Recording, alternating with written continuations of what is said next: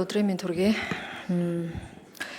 Эдийн засгийн өргөчлөлөг хангах аж ахуй нэгжийг бас бодлогоор дэмжих, бизнесийг тэлэх боломжийг олгох олон эерэг үр дагавар энэ хуулийн өөрчлөлтөөс гарна гэж одоо хүлээж байгаа. Үр дүн гарна гэж хүлээж байгаа. Нөгөө талдаа төрийн байгууллагуудын энэ олон зөвшөөрөл олгодог процессын үйл ажиллагаатай ажлын ачаалал одоо цаг хугацааны хувьд алддаг энэ процессын алдагдлуудыг бас бууруулах байхаа гэж найдаж байгаа. Хоёр асуулт байна. Нэгдүгээрт зөвшөөрлийн хууль болон бусад хууль тогтоомжоос гадуур төрийн захиргааны төв байгууллагуудын дарга нарын баталсан олон журмаар зөвшөөрөл хэлбэртэй бичиг баримтуудыг олгож ирсэн гэж. Тэгээ энэ бичиг баримтуудыг дахиж гарахгүй байх хаалтыг яг энэ зохицуулалтаар нэгдүгээрт оруулж өгч байгаа юм. Нэг. Дахиад одоо бид нар энэ хуулийг хэрэгжүүлээд явдаг ард нь бас нэг баахан хуульд авсан дүрм журам гаргачих юм бол ер нь хариуцлагын тогтолцоо ямар байх хэвтэй. Хоёрдугаарт одоо энэ яамдууд маань уг нь бол бодлогын төрийн захиргааны төв байгууллага бодлого барьж явах хэвээр. За гэтэл яамдууд тусгай зөвшөөрөл олгоо яваад байдаг. Тусгай зөвшөөрөл олгосон этгээд тусгай зөвшөөрлийнхаа хэрэгжилт гүйцэтгэлд хяналт тавих хэвээр. Тэгэхээр хяналтын чиглэл нь бас яамдад ирээ яваад байдаг. За тэгээ нэг процесс дээр одоо нэг бизнес хийх гэж, нэг үйлдвэрлэл хийх гэж нэг чиглэлийн процесс дээр нь л гэхэд хэд хэдэн тусгай зөвшөөрөл авдаг. Тухайлх юм бол одоо юу гэдгийг нэг арьсшир боловсруулах үйлдвэр барих гэж байгаа хүн газраа авсны дараа одоо өндрийн шугамаас эрчим хүчээ буулгаж авахын тулд нэгдүгээр трансформатор дефе буулгах нэг зөвшөөрөл. Дефенээсээ өөрийнхөө объект хүртэл шугам татахын тулд дахиад шугамын зөвшөөрөл яамдас. Дараа нь 380 ашиглахын тулд дахиад орон нутгийн станцаас 380 зөвшөөрөл.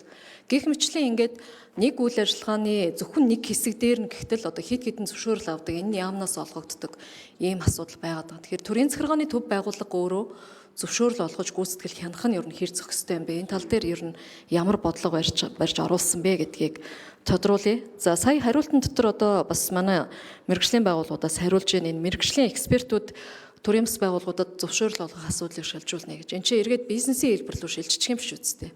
Өнөөдөр хувь хүнтэй холбоотой асуудал дээр одоо жишээлбэл хувь мэргэжилтэн хувь хүнийг ажилд оруулахын тулд янз бүрийн одоо сургалтын агуулгад багтаагүй ийм шалгалт юмыг авдаг. Тэрийн сургалтын нэг төрийн бас байгууллага хийдэг. Тэрийг мөнгөөр авдаг. Нэг сертификат гэрчилгээ олгодог. Тэрний дагуу ажилд одоо авах ийм шалгуур тавьдаг хүртэл жишээ тогтчлоо шүү дээ. Манай төрийн өмчт компаниуд дээр ч энэ жишээ явж байгаа. Өнөөдөр үйлчлэгчээр орохын тулд үйлчлэгчийн одоо цэвэрлэгээний стандарттай тэр стандартыг мөрдсөн, тэр стандартыг заалгасан, сургалтанд суусан байх ёстой гэдэг шаардлага хүртэл явж байна шүү дээ. Хувь хүн дээр. Тэгэхээр ийм асуудлууд дээр хязгаарлалтуудыг нь хэрхэн яаж зохицуулахаар орсон, зөвхөн аж ахуй нэгжтэй холбоотой асуудлууд орсон уу? Энийг цааш нь мэргэжлийн байгууллагуудаар гүйцэтгүүлэхэд бас анхаарахад. За улсын хурлын дарга учрал хариулна. Тэгээ одоо ч гэсэн зөвшөөрлийн хуульд энэ хориглолцсон л байгаа.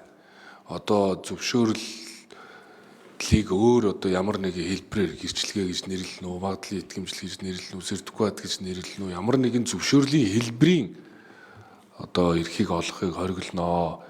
Зөвшөөрлийн тэр 381 дотор багтаагүй л бол бусдыг нь чөлөөтэй эрхэл гэж заачаад байхад жишээ нь нийслэл аймаг орон нутаг тэр бүртгэнэ гэж бичиж байгаа байхгүй.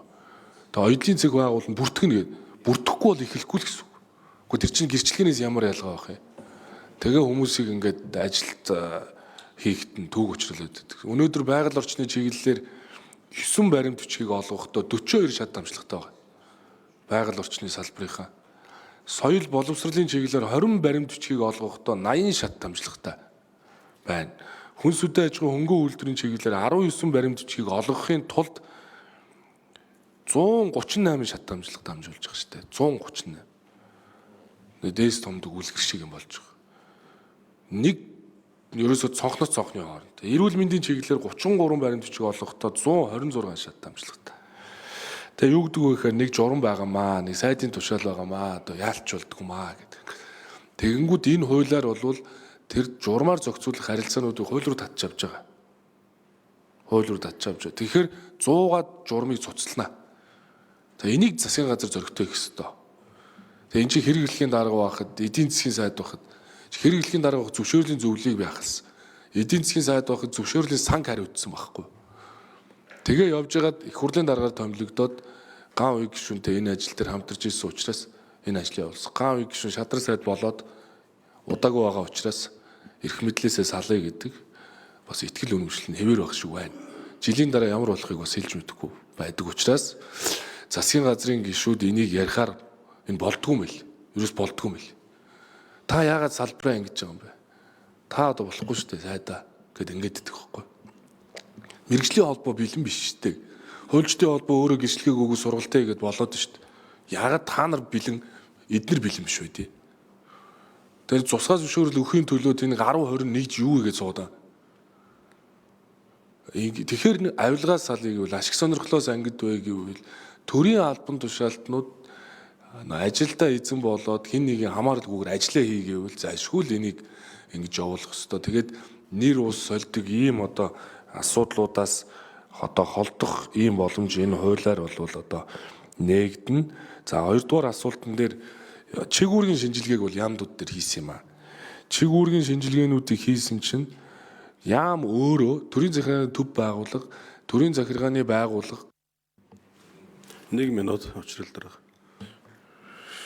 Чиг үүргийн шинжилгээ хийхэд яам өөрөө зөвшөөрөл олгож байгаа мөртлөө өөрөө хянаад байгаа одоогийн байдлаар.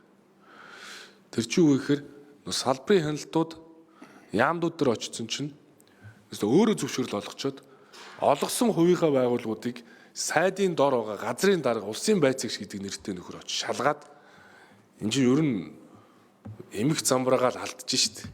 Энэ чинь тэгээд ойлгомжтой үстэй өөрөө зөвшөөрөл олгочоод өөрөө тэндээс очиж хянаад өөрөө өөрийгөө сайн муу гэж дүгнээд нэг ийм л байдалтай. Тэгэхээр цаашаа энэ хууль гарснараа тэр 100 журам бол хүчингү болох ёстой. Хоёрдугаар тэр нэр ус сольж арга зал хэрэгэлдэг овн ихийг бол байхгүй болохгүй болвол одоо шадар сайд хэмбэг гав ийг гин хасуурын гав ийг гişүүн гэвэл гав ийг гин тэ Баянголоо сонгогдсон хүн гингүүд гав ийг гин гэдэгтэй адилхан нэрийн солиол хүн адилхан байгаад байгаа. Яг адилхан юм хийгээд. За гав ийг шүү нэмж харилна. За тэгээд энэ нэмэлт өөрчлөлтийг хийхэд ер нь мэдгэл гэдэг маань яг ямар агуулгаар орж байгаа вэ гэхээр бага зэргийн эрсдэлтэй үйл ажиллагаа. Эсвэл тусгай зөвшөөрлийн үндсэн дээр эрхлэх бага зэргийн эрсдэлтэй нэмэлт үйл ажиллагаа гэдэг ингээд томьёолоод оруулсан байна. Тэгээ энийг учрал дарга хэрэглэхийн дарга байхад бид нар бас нэг чухал баримт батлуулж чадсан үг гэхээр засгийн газар батлуулж чадсан үг гэхээр нөгөө эрсдлийн үнэлгээний журмыг батлуулсан. Одоо нэг ёсондоо эрсдлийн үнэлгээг ингэж хийн шүү. Нөгөө шаблон нь энэ байна шүү гэд манай учрал дарга хэрэглэхийн дарга байхад батлуулсан баг гэсэн. Тэгэхээр цаашд бол нөгөө 3 жил тутам зөвшөөрлийн зүйл өөрөө эргээгээд эрсдлийн үнэлгээг хийн. За тэндээс ингээд нөгөө бага эрсдэлтэй одоо үйл ажиллагаануудаа явандаа ингээд мэдгэл рүү аль болох шийдвүүлээд явуучвал эргээгээд нөгөө бизнест ирж байгаа нөгөө дарамт нөгөө яриадаа хүндрэл юм чи улам багасаал яваад байх ийм нэгурт юм байна. Өөрийн төв шүү тодруулсан. Яг ийм учраас л би хариуцлагын тогтолцоог яаж хуульчилж түүний гүйцэтгэлд нь хэн хяналт тавих хэрэгжилтийг хангах механизмыг л асуугаад байгаа юм л та. Өөрөөр хэлбэл бодлогын процессын биднэрт алдаа байгаад байгаа. Яам өөрөө зөвшөөрөл болгодог. Зарим үйл ажиллагааг нь гүйцэтгэдэг өөрийнх нь дэргэд төрийн өмчт компаниуд байдаг. Өөрөөр хэлбэл яам өөрөө гүйцэтгэгч болчдөг нэг талаас. Тэнгүүтээ нөгөөтгөндөө дахиад өөрөө хяналт тавьдаг. Тэгээд төлөвлөөд зөвшөөрлийн олгоод гүйцэтгээд хяндаг нэг гараараа бүгдийг хийдэг ийм механизм өнөөдөр л яваад байна шүү дээ. Тэгэхээр энэ дээр хяналтын тогтолцоо бол яг үндэ бол одоо хуучин байсан мэргэжлийн хяналтын тогтолцоо ядаж хяналт нь хөндлөн байсан бол өнөөдөр бол дотоодд очсон.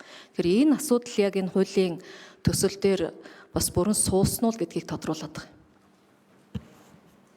Гав ийг шүү. Тэ өөрийн төв гişүн маш зөв асуул ярьж байна. Ер нь бол өмнө 2022 онд батлуулахдаа бид нар зөвшөөрлийн хуулийг, дагуулсан стандартын хуулийг, тэгээд дагуулсан төрийн хянах шалгалтын хуулийг ингээ гурвуулын гин батлуулсны дараа ингээд залгуулад батлуулад явсан. Энэ гурван хууль угаасаа нэг бүтний гурван хэсэг юм байна. Тэгээд бид нар өсөөгөө төрийн хянах шалгалтын хуулийг энэ хуульдаа уялдуулж хийх ёстой. Хөндлөн байх нь зөв болцоод байна. Тухайн салбар нь өөрөө сайд нь өөрөө нэг гараараа зөвшөөрөл олгоод нэг гараараа шалгана гэчихээр эргээд ашиг сонирхлын зөрчил гардаг асуудал үүсчил байна. Энэ бол яалчгүй нэ. Мөн стандартын хуулийг бид нар бас ялгаа байхгүй зөвшөөрлийн хуульд уялдуулж бас батлуулах хэрэгтэй. Одоо бас стандартыг бол өргөн барьсан байгаа. Шинжсэн найруулга болохоор магадгүй сэдвэрж дарга энэ зөвшөөрлийн ажлын хэсэг байгуулвал зөвшөөрлийн хуульд угсаа ажил хэсэг байгуулж таарах баг. Тэгээ нэг стандартынхаа ажлын хэсэгтэй бас ажиллаа уялдуулаад хуулийг хамтдаа явуулж үлэх сайн байгаа. Төрийн хянах шалгалтын хууль бол одоо яг засгийн газар дээр яриагдаа явж байгаа. Тэгээд тэр нь одоо ингээд төд удалгүй бас өргөн баригдах байна. За яавал гişүү нэмж яриулах.